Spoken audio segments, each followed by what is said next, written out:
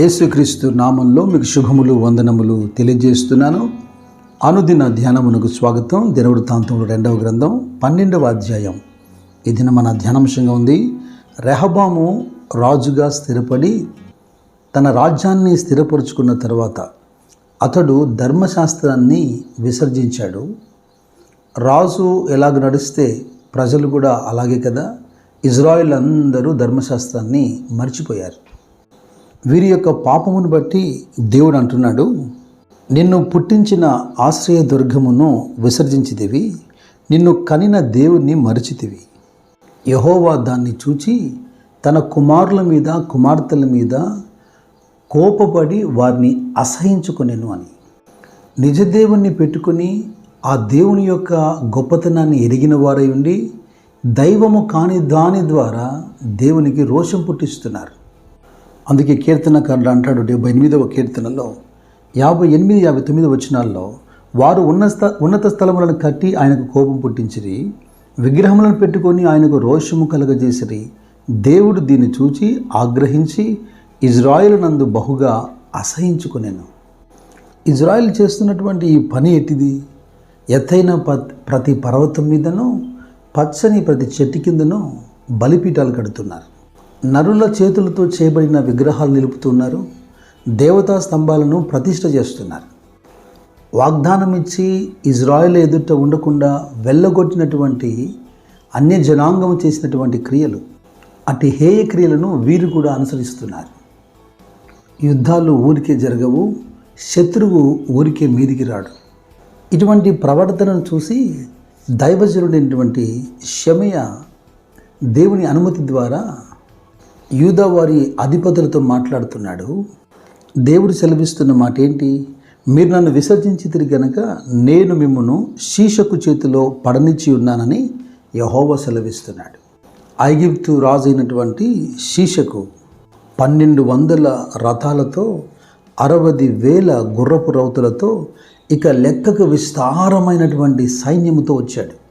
అతడు యూదా పట్టణాన్ని పట్టుకుంటూ యెరూషలేముకు సమీపంగా వచ్చాడు. దేవుని ప్రజలు నివసిస్తున్నటువంటి ప్రాకారములు ఎందుకు పట్టబడుతున్నాయి? శోధన ఏదో శిక్ష ఏదో దేవుని ప్రజలు గుర్తించలేరా? యోబు గ్రంథంలో 1వ అధ్యాయంలో 10వ వచనంలో అపవాది దేవునితో అంటున్న మాట, నీవు అతనికిని అతని ఇంటి వారికిని అతని కలిగిన సమస్తమునకు చుట్టూ కంచె వేసితివి కదా.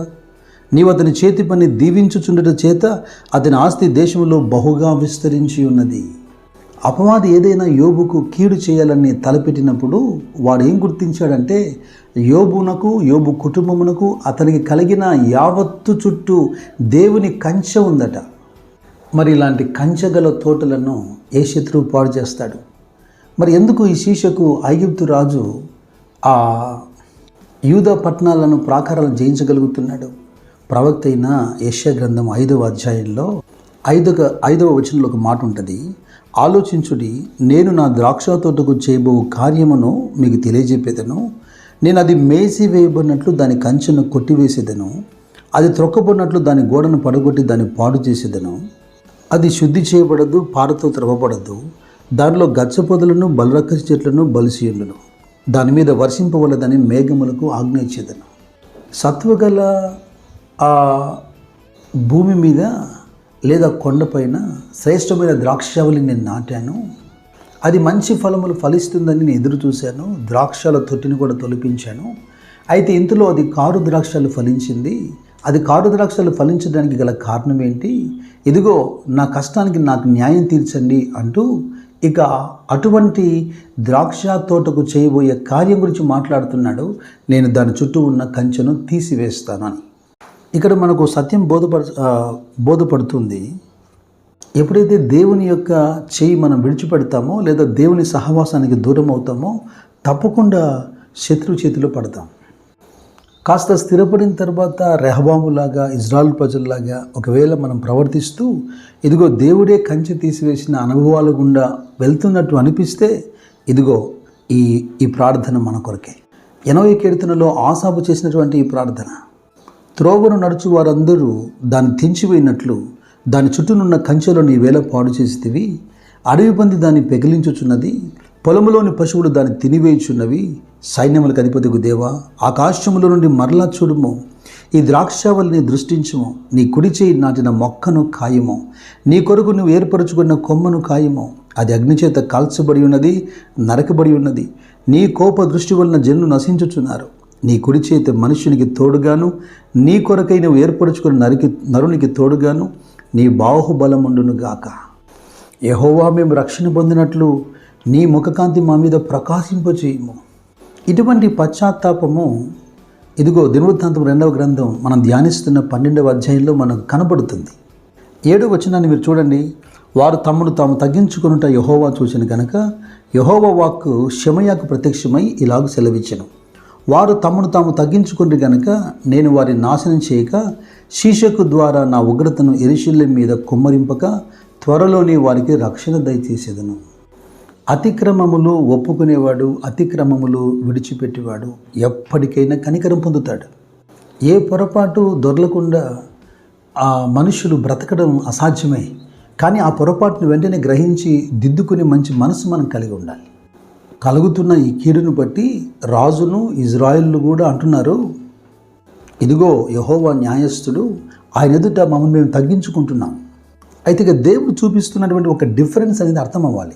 షెమయా ఆ ప్రవక్తతో దేవుడు అంటున్నాడు, వారు తమను తాము తగ్గించుకుంటున్నారు, నా కోపాన్ని నేను తీసివేస్తున్నాను. అయితే సంపూర్ణంగా కాదు.